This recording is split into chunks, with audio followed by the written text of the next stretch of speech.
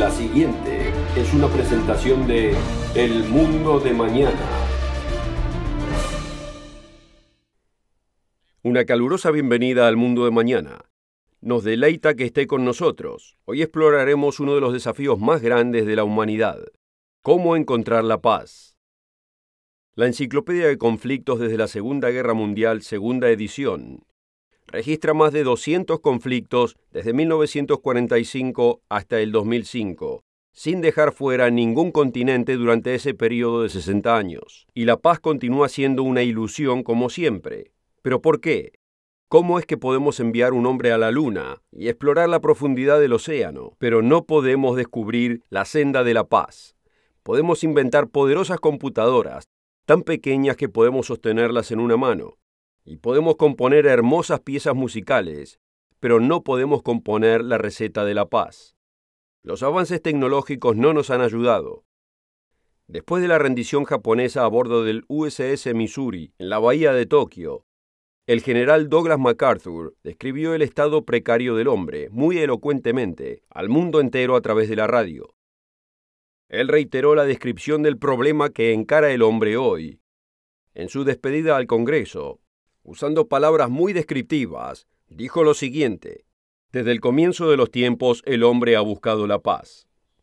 Alianzas militares, equilibrio de poder, ligas de naciones, todo terminó fracasando, dejando que la única senda sea el crisol de la guerra. Hemos tenido nuestra última oportunidad. Si no ideamos ahora un sistema mejor y más equitativo, Armagedón estará a la puerta. Pero esto no fue todo. Él continuó explicando la causa y la potencial solución al problema del hombre. Dijo: el problema es básicamente teológico y comprende un recrudecimiento espiritual y un mejoramiento del carácter humano, que debe sincronizarse con nuestros avances casi inigualables en la ciencia, el arte, la literatura y el material de desarrollo cultural durante los últimos 2000 años. Y debe ser del espíritu, si queremos salvar a la carne. Amigo, existe una causa para la guerra y existe una causa para la paz. Lamentablemente, la raza humana, con toda nuestra habilidad intelectual, no puede encontrar la senda que dirige hacia la paz. Pero hay buenas noticias en el horizonte. La paz va a llegar, probablemente durante las vidas de muchos de los que están escuchando este programa, pero no del modo que usted piensa. Si le gustaría saber cómo llegará la paz a este problemático planeta, acompáñenos.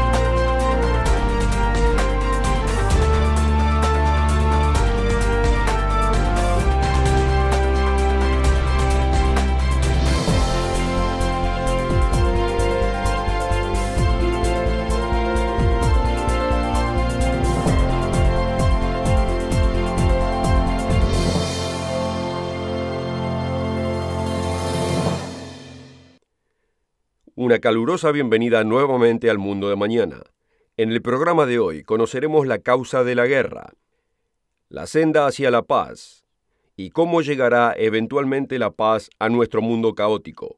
Yo sé que esto suena increíble, amigos, pero la paz está en camino. No será como resultado de alguna cumbre o ninguna otra forma de esfuerzo humano, ya que la Biblia nos dice en Isaías 59, versículo 8, no conocieron camino de paz. Pero a pesar de esto, la paz está en camino y es algo seguro. Debemos regresar en el tiempo hasta el comienzo de la raza humana para entender cómo arribamos a donde estamos hoy, en esta miserable situación. ¿Por qué no encontramos paz entre naciones, entre distintos grupos étnicos o entre vecinos y familiares? De acuerdo a la Biblia, Dios puso al primer hombre y a la primera mujer en un jardín repleto de plantas y animales de todo tipo. Entre los árboles frutales había dos árboles particulares. Uno, el árbol de la vida, simbolizando el gobierno de Dios sobre el hombre. Al elegir de este, el hombre permitiría que Dios le revelara la diferencia entre el bien y el mal, o sea, cómo vivir en armonía con Dios y con el prójimo.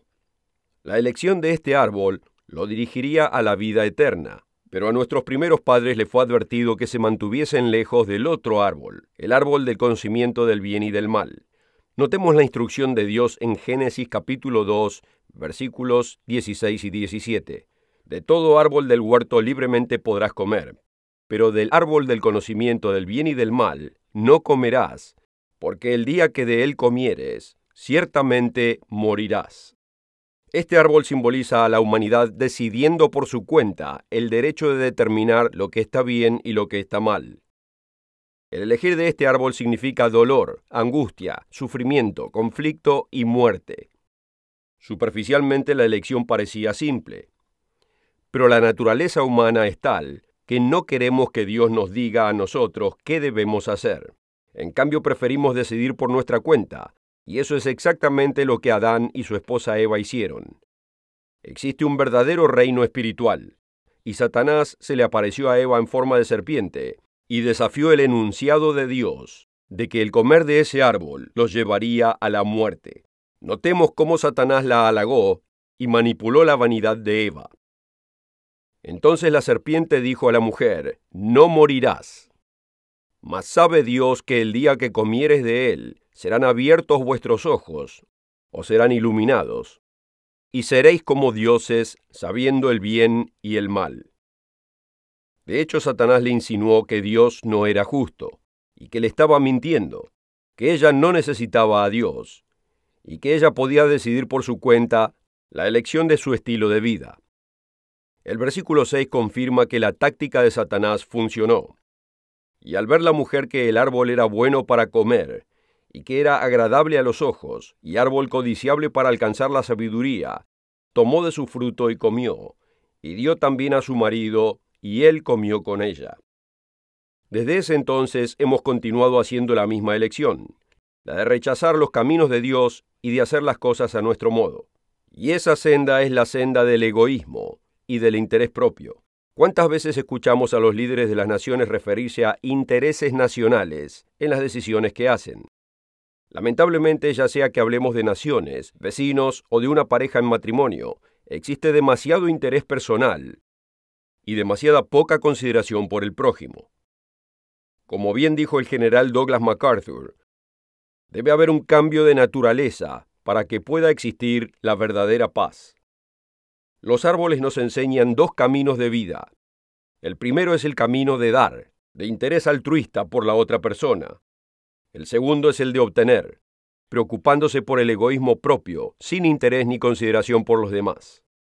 Esa es la naturaleza del humano, egocéntrica y en busca del interés propio.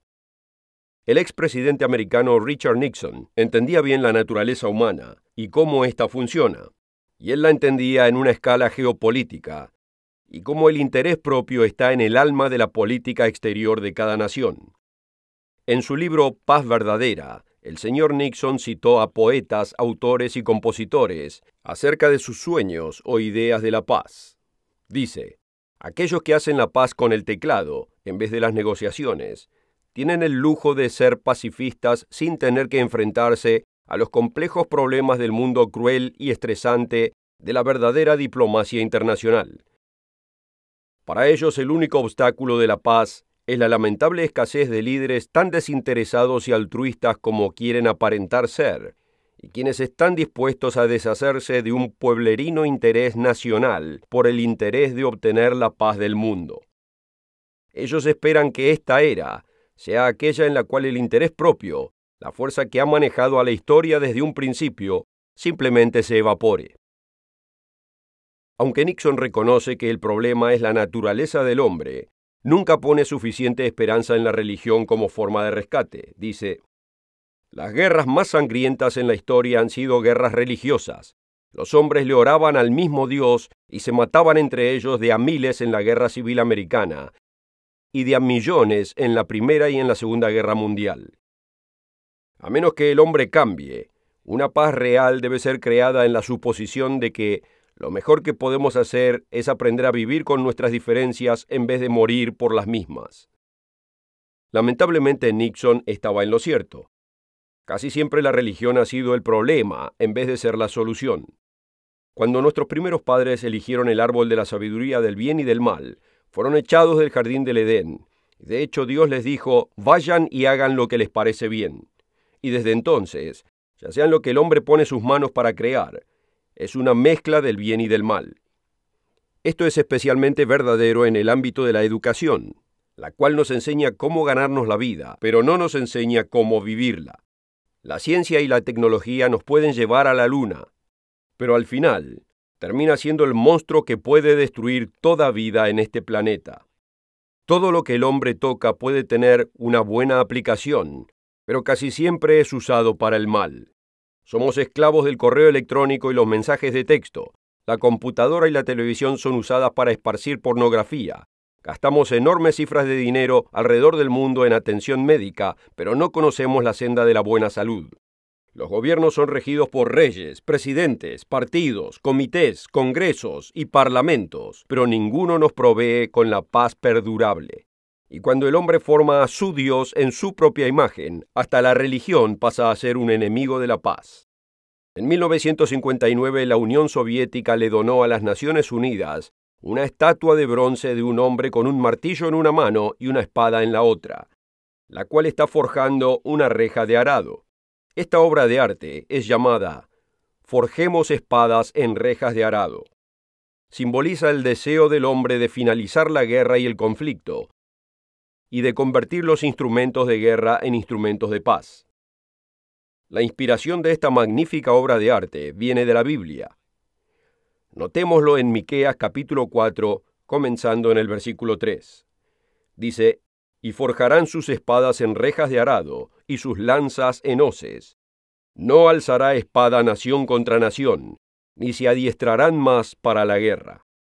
Verdaderamente son hermosas palabras, y sin dudas es el sueño de muchas personas. Qué maravilloso sería este mundo, si este pasaje se hiciera verdad hoy en día. Pero ¿es esta la esperanza de aquel que usa el teclado solamente como dijo Nixon? ¿Es esta paz algo posible? ¿Qué es lo que llevaría al hombre a forjar sus espadas en rejas de arado y sus lanzas en hoces? ¿Qué causaría que las naciones bajen la espada y cierren las escuelas de guerra? Como lo indica correctamente Mr. Nixon, no sería en la mesa de negociaciones, ni tampoco por las religiones hechas por hombres. Aunque algunos sepan que el título de esta estatua tiene origen en la Biblia, muy pocos conocen el contexto de este pasaje, y muchos menos creen en el mensaje. ¿Son estas solo ilusiones en la mente del autor? ¿O es esta una poderosa profecía inspirada por el Dios eterno, quien tiene poder de llevar a cabo lo que él declara? Notemos cómo vendrá la paz, dice. Y acontecerá en los postreros días que el monte, o gobierno, de la casa del Eterno será establecido por cabecera de montes, y será exaltado más que los collados, y los pueblos correrán a él. Y vendrán muchas naciones y dirán, venid, subamos al monte, o el gobierno, del Eterno, y la casa del Dios de Jacob, y él nos enseñará en sus caminos, y andaremos por sus sendas, porque de Sión saldrá la ley, y de Jerusalén la palabra del Eterno. Y juzgará entre muchos pueblos, y corregirá a naciones poderosas hasta muy lejos, y forjarán sus espadas en rejas de arado, y sus lanzas en hoces, y no alzará espada nación contra nación, ni se adiestrarán más para la guerra. Pero ¿cómo y cuándo acontecerá esto? Esto suena maravilloso, pero si la voluntad de Dios es que tengamos paz en la tierra, ¿por qué no ahora? ¿Por qué no hace 1000 años atrás? ¿Por qué no hace 4000 años atrás? Cuando Adán y Eva decidieron hacer lo que les pareció bien, Dios de hecho les dijo, vayan y háganlo. ¿Piensan que es mejor su manera? Tienen 6000 años para probarlo. Establezcan sus instituciones propias, usen su propio intelecto y adoren a sus propios dioses. Pero no esperen que yo los rescate de las consecuencias de sus propias decisiones. ¿Ha notado que el ser humano nunca le da crédito a Dios por las cosas buenas? Pero si algo malo sucede, Dios tiene la culpa.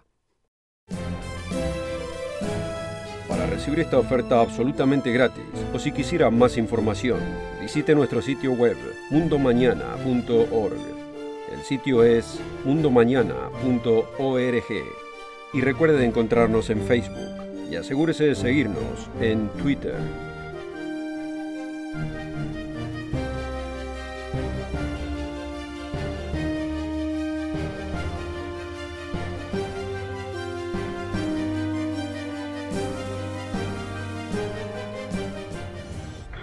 Con esta oferta también obtendrá una suscripción gratuita de la revista El Mundo de Mañana, cubierta de interesantes artículos y perspectivas relevantes de importantes temas de actualidad.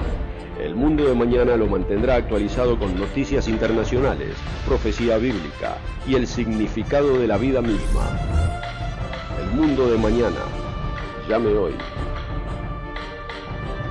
La Biblia es digna de confianza y respeto, y usted puede probárselo a sí mismo. Predice un tiempo de conflicto como el mundo nunca lo ha visto. Se da cuenta que hasta predice que la humanidad va a llegar cerca de destruir toda vida en este planeta. Consideremos, amigos, que esto es algo que no era posible hace 2000 años atrás. Pero comenzando en la segunda mitad del siglo XX, ha pasado a ser una amenaza constante. Notemos la predicción de que realmente llegaremos al punto de la autoaniquilación. Mateo capítulo 24, versículo 21. Porque habrá entonces gran tribulación, cual no ha habido desde el principio del mundo hasta ahora, ni jamás habrá. Y si aquellos días no fuesen acortados, ninguna carne sería salva. Así es, en realidad el hombre llegará hasta este punto. Esa es la mala noticia. Pero además hay muy buenas noticias, noticias maravillosas.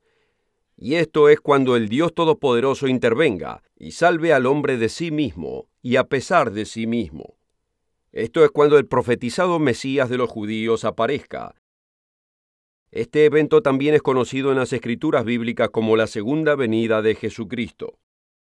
Y Él hará por el hombre lo que el hombre no puede hacer por sí mismo, traer la paz perdurable. Él va a retornar como un rey victorioso con el poder de establecer y mantener la paz. La profecía bíblica nos dice que vendrá una confrontación en el Medio Oriente, donde muchas naciones estarán en contra del Estado judío conocido como Israel. Y es entonces que Dios vendrá y peleará por los judíos, y establecerá un reino, y comandará que todas las naciones vengan y aprendan sus caminos. Suena extraño, ¿no es cierto? Pero mire el mundo de hoy en día. ¿Qué es lo que vemos? Fíjese la situación del Medio Oriente. ¿Cómo podía alguien saber con 2500 años de anticipación que los judíos estarían en Jerusalén en estos tiempos y que Jerusalén sería el centro de los problemas geopolíticos de hoy? Después de todo, los judíos no poseyeron el control de Jerusalén durante cientos de años. Aunque esto es exactamente lo que el profeta Zacarías predijo hace más de 2500 años atrás, dice: He aquí yo pongo a Jerusalén por copa de temblor a todos los pueblos de alrededor cuando estén en el sitio contra Judá, estos son los judíos, y contra Jerusalén. Y será en aquel día que yo pondré a Jerusalén por piedra pesada a todos los pueblos, todos los que se la cargaren serán despedazados, aunque todas las naciones de la tierra se junten contra ella. Zacarías nos dice que cuando estas naciones vengan en contra de Jerusalén, solo van a tomar la mitad de la ciudad, indicando que será una ciudad dividida al final de esta era. En parte será judía y en parte no. Zacarías 14, versículos 1 al 4 dice: He aquí el día del Señor viene, porque yo reuniré a todas las naciones en batalla contra Jerusalén, y la mitad de la ciudad irá en cautiverio. Después saldrá el Eterno, y peleará contra aquellas naciones como peleó el día de la batalla, y se afirmarán sus pies en aquel día sobre el monte de los olivos, que está frente a Jerusalén al oriente, y el monte de los olivos se partirá por medio de sí hacia el oriente y hacia el occidente. El versículo 9 confirma quién es el que tomará el mando de este mundo. Y el Eterno será rey sobre toda la tierra. En aquel día el Señor será uno, y uno su nombre. Mucha gente tiene la idea errónea de que el retorno de Cristo traerá el fin del mundo.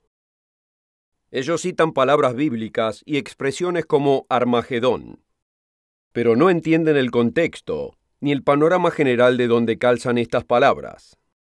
Notemos lo que Zacarías continúa diciendo que sucederá después de esta despareja batalla entre Cristo en su venida y los ejércitos de esta humanidad rebelde.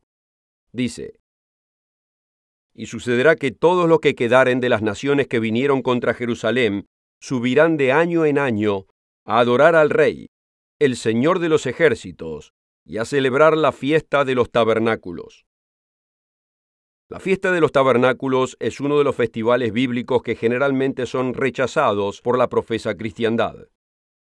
Aunque aquí leemos que Cristo a su retorno contenderá no solo con individuos, sino también con grandes naciones que no vendrán a observar este festival. Veamos esto al continuar leyendo los versículos 17 y 19. Dice: y acontecerá que los de las familias de la tierra que no subiesen a Jerusalén a adorar al Rey, el Señor de los ejércitos, no vendrá sobre ellos lluvia. Este será el castigo de Egipto y el castigo de todas las naciones que no subieren a celebrar la fiesta de los tabernáculos. Pero conquistar a los ejércitos de esta tierra y cortarle el suministro de la lluvia hará que se instaure la paz. No sin un cambio de corazón. Y esto es exactamente lo que las Escrituras nos dicen que acontecerá. El libro del Apocalipsis nos dice que después de la intervención de Cristo de conquistar a la humanidad rebelde, va a quitar del medio a una poderosa influencia espiritual de esta tierra, el mismo Satanás. Este ser espiritual ha estado influenciando las mentes y corazones de los humanos en todo lugar, con pensamientos de vanidad, de codicia, egoísmo y violencia. Veamos su desaparición descrita en Apocalipsis 20, comenzando en el versículo 2. Y prendió al dragón, aquella serpiente antigua que es el diablo y Satanás, y lo ató por 1000 años, y lo arrojó al abismo, y lo encerró, y puso sello sobre él para que no engañase más a las naciones, hasta que los 1000 años fuesen cumplidos. Después de esto llegará un nuevo espíritu y una nueva actitud a las mentes de la humanidad. Podemos leerlo en varias escrituras, pero notemos la siguiente, en Ezequiel capítulo 11, comenzando en el versículo 19. Y les daré un solo corazón, y pondré un espíritu nuevo dentro de ellos, y quitaré de su carne el corazón de piedra, y les daré un corazón de carne para que anden en mis ordenanzas y guarden mis juicios y los cumplan, y ellos serán mi pueblo, y yo seré su Dios. Mientras que este mundo no conoce la paz, hasta que llegue ese entonces, usted puede tener paz en su vida personal, puede vivir en paz con su familia, puede ser un pacifista con sus colegas de trabajo, puede tratar a su empleador justa y generosamente, y estar en paz con su prójimo. Y también debo incluir que puede estar en paz consigo mismo. Usted puede tener el Espíritu Santo de Dios, guiándolo en el camino de Dios en su mente y en su corazón ahora mismo. En los Hechos capítulo 2, versículo 38, nos es explicado esto. Arrepentíos y bautícese cada uno de vosotros en el nombre de Jesucristo para perdón de los pecados, y recibiréis el don del Espíritu Santo. Como ya hemos dicho, hay dos caminos de vida opuestos, dar o recibir. El camino de dar, o sea, la consideración por los demás, es resumido en lo que se conoce como la regla de oro. Mateo 7, versículo 12 nos dice: por eso, todo cuanto quieran que los hombres les hagan a ustedes, así también hagan ustedes con ellos. Y como Jesús también nos instruye en los Hechos 20, versículo 35, más bienaventurado es dar que recibir. O como dice el apóstol Pablo en Romanos 12, nunca paguen a nadie mal por mal. Consideren lo bueno delante de todos los hombres. Si es posible, en cuanto de ustedes dependa, estén en paz con todos los hombres. Amados, nunca tomen venganza ustedes mismos, sino den lugar a la ira de Dios, porque escrito está: mía es la venganza, yo pagaré, dice el Señor. Pero si tu enemigo tiene hambre, dale de comer, y si tiene sed, dale de beber, porque haciendo esto, ascuas de fuego amontonarás sobre su cabeza. No seas vencido por el mal, sino vence el mal con el bien. Un ejemplo práctico nos es dado por el cronista sindicado Sidney Harris en su libro ¿Por qué tengo temor de decirle quién soy? Él cuenta la ocasión cuando visitó un amigo en Nueva York y cómo salieron a comprar un periódico. El vendedor del puesto lo trató irrespetuosamente a su amigo. Sidney le preguntó a su amigo, ¿fue irrespetuoso contigo? ¿Siempre te trata así? Y su amigo respondió, así es, él siempre es así. ¿Y por qué eres tan cortés con él? Su amigo respondió, porque no quiero que él me dictamine a mí cómo debo vivir mi vida. Este hombre claramente estaba en paz consigo mismo. En este caso, él no lo cambió al vendedor, pero tampoco hizo guerra contra él. Y esto nos lleva a una gran causa de conflicto entre individuos y entre naciones, lo cual es el orgullo. El amigo del señor Harris, aunque no se diera cuenta, estaba siguiendo el consejo del apóstol Pablo, y además se estaba tragando el orgullo, algo en que también nos instruye la Biblia. La Biblia es una fuente única y excepcional de verdad para muchas de las cuestiones difíciles de la vida, incluyendo encontrar la senda hacia la paz. En esta, Dios nos da principios prácticos para vivir en armonía con nuestro prójimo. Si quisiera saber más acerca de este vital libro y en cómo probar que es la palabra de Dios, contáctenos o visite el sitio web mundomañana.org y obtenga el informativo folleto Restauración del Cristianismo Original. Además encontrará una variedad de folletos y artículos que muestran el camino que lleva a la paz. Y asegúrese de regresar la próxima semana al mismo lugar para aprender más acerca de la paz que vendrá en el mundo de mañana. Hasta entonces, queridos amigos. Para ver el programa de hoy o para ordenar la oferta gratuita, visítenos en mundomañana.org y recuerde de encontrarnos en Facebook y asegúrese de seguirnos en Twitter. El programa precedente fue producido por la Iglesia del Dios Viviente